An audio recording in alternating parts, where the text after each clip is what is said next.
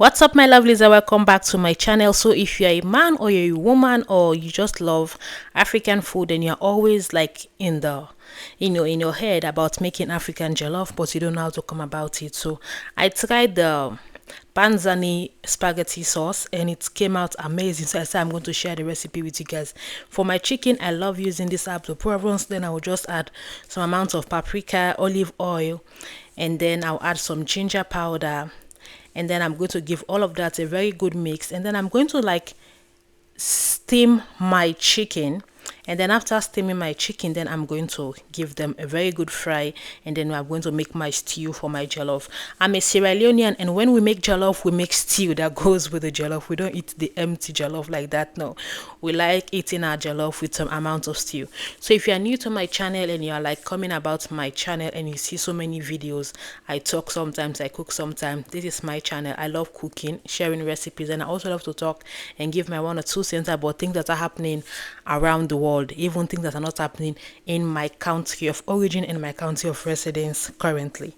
So after putting that to steam, then we're going to go ahead and start making the meal of the day, our jollof rice using the Panzani sauce. And then I'm going to start off with some amount of oil. When you're making jollof rice, you have to be very cautious with the amount of oil you put, because too much of oil will not make your jollof rice to come out, great. It will be too greasy, and then you end up with a rice that is not cooked well, and then it's a whole lot of episode that you don't want to go through. So add just a little bit of oil, and then this is the Panzani sauce that we are using. It's the provincial one.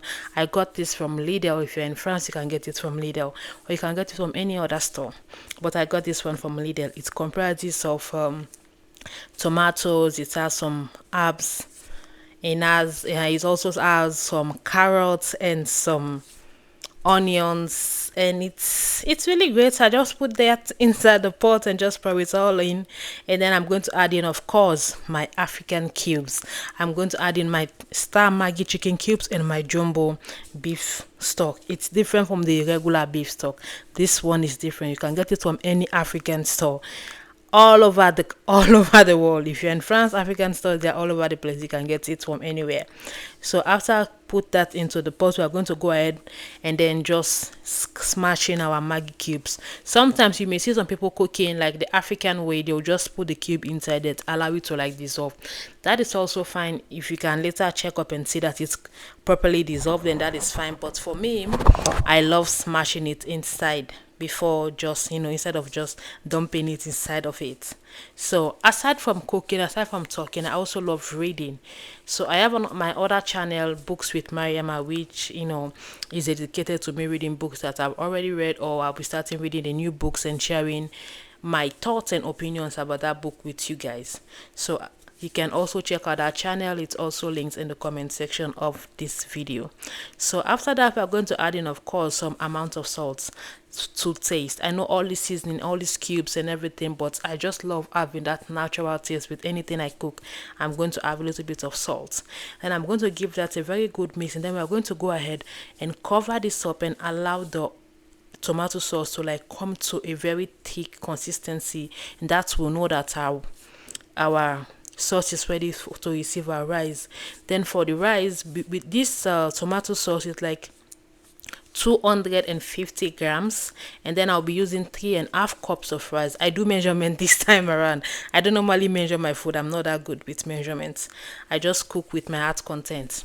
So I'm using 3.5 cups of rice, and then I have some boiling water. You have already put your sauce, your rice, it should be like hot. Adding cold water is like going to slow the process down. So I'm using 1 liter of water. I don't know this boiler that I have, the measurement is not, I don't know, but it said there like 1.0 L something, so you can look for that measurement and then give it a very good mix. And then this is like I just add in a little bit of water, that is like try to get the remaining rice like that was in the bowl. When you wash rice, it will like have some rice that will be sticking to the bowl. So this is like me giving it like a very good mix to allow the to get the tomato sauce that was trying to like stick to the pot when it's not that time for them to stick. So after giving that all a very good mix, then I'm going to go ahead and pour in the rest of our water, pour that whole container that I boiled the 1.0 L.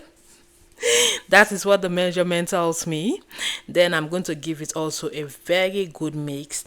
Then we are going to cover this guy up and allow it to cook. It is that simple. If you're a man, you want to try making jollof rice, look no further. You don't need to go through all this guy. Just go to any supermarket, buy your panzani sauce, and let's make some jollof. When it gets to the point, you know that okay, our jollof rice is coming to it, a level where we want it to be. I'm going to go ahead and add in some amount of onion. This is like optional. If you don't like having onions like that, don't do it, but just add in your bay leaf. It's very essential when you're making jollof rice, African jollof rice. Please don't forget your bay leaf. That is what our ancestors tell us. Then we're going to go in with our aluminium foil and just cover it up. Make sure the fire is on a very low heat at this stage, because what we are going to do now, we are going to allow it to just steam up. After allowing to like steam, then we are going to go ahead and just give it like a very good or light mix, not too much of mix. I don't like people that are mixing food too much. Just to see, this is how our jollof rice should look like. Not sticky, not too, very hard to handle. Just like that, you see our jollof rice is coming out beautifully. This is like amazing. You can make jollof rice even if you don't have any African heritage. Just go to any store, any European or anywhere you find yourself, go to that store and look for this Panzani or any brand. You can also use Barilla. If you're in France, you can use Carrefour. Their sauce is also good. But I first tried this with Barilla, and I've tried it also with the Carrefour sauce, and now I'm trying it with this Panzani sauce. All three of them came out beautifully, so you can try any of these brands. Get their tomato sauce that comprises of the tomato, the carrots, onions, and some fresh basil, and then with a little bit of olive oil. Then once our jollof rice is ready, we are going to go ahead and start in with our stew, the Sierra Leone stew that we make with jollof.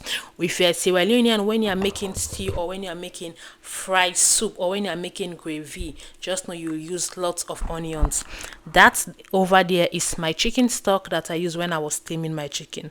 So I'm going to go ahead and pour in like all of my onions, all of them, loads of onion. But like this is not even that much. As a Sierra Leone, you will know if we are making like large batch of stew, just know that we'll be going in on the onions. And some people can chop their onions into tiny bits of pieces, but ours, we love the onions with the ring. That is how our ancestors taught us to make our onions. So we are going to go ahead and add in all of our onions. Then the chicken stock that we got from steaming our chicken earlier, we're also going to go ahead and use that chicken. That is like me just like assessing that, okay, is this onion enough for the amount of stew, because I don't want too much of stew. It's like jollof rice, and I was like, no, it's not enough. Let me just go ahead and pour in all the onions, so I'll make my ancestors very proud. So if you have been watching the video up till this minute, thank you for staying with me. Make sure to subscribe. Thank you to all my amazing subscribers. You guys are amazing. All the viewers that are watching but not subscribing, take this as a sign that you need to subscribe and you need to stay up to date, and click in that notification bell, and then go ahead and click it again, and you will see the options for personalized, and then you go to the first side where they say click for all, so you'll be notified for all of my content, even when it comes to me going live, so you can be able to communicate with me when I'm making a video on a live time frame. So we are going to go ahead and add in our tomato paste, just as you are seeing here. I'm sorry again, I went back to my old style. I'm not doing measurements, but it's fine. Just put in some amount of tomato paste that you know that will be enough. Then I'm going to go ahead and just turn in our chicken stock, just like that. But this chicken stock is like optional. If you have chicken stock, you want to keep it for, use it in the jollof or use it when you're making fried rice, it's fine. But I said I'm going to add mine to my stew to give it that extra chickenness and make it amazing.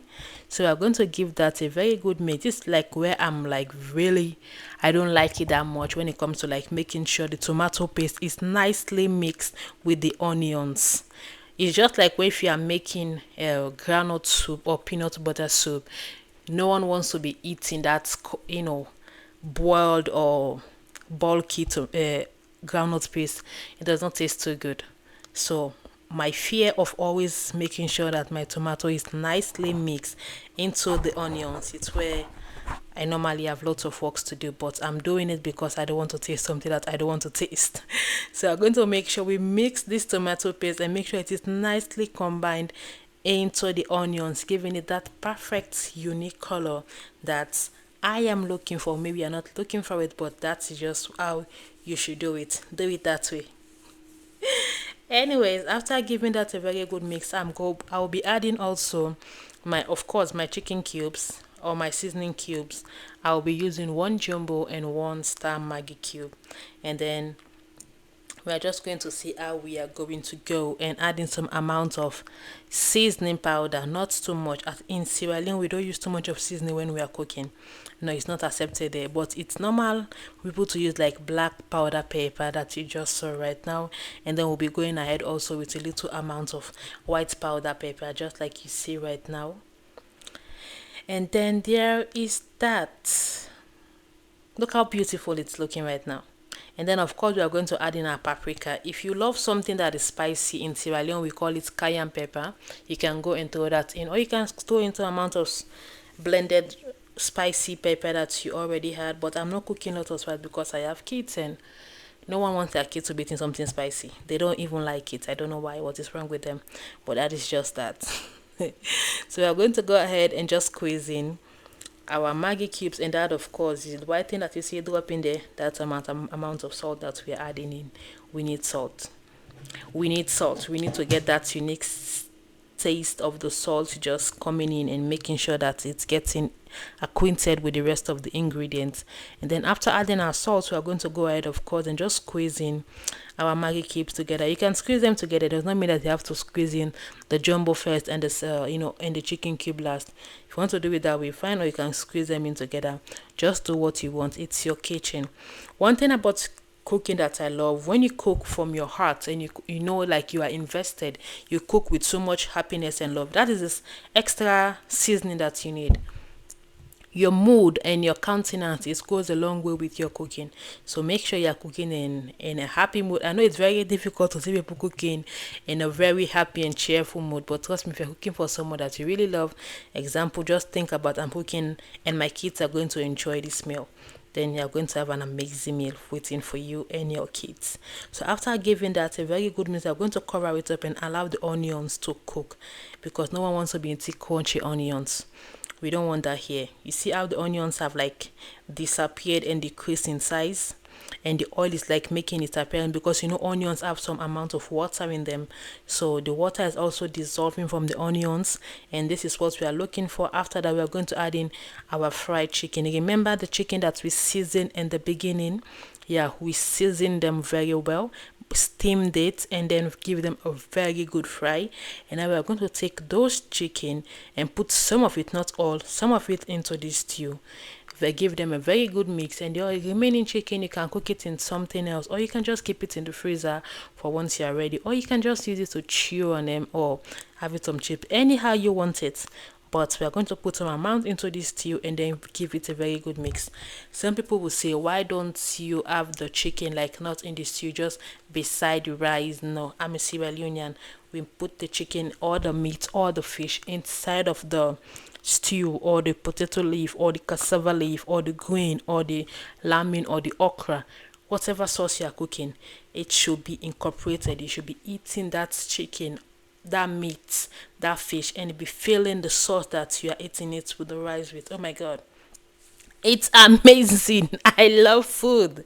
But anyways, after giving them a very good mix, I'm just going to cover it up, and once everything is done, you are going to enjoy. Thanks for watching, and I'll see you all on my next video. Bye.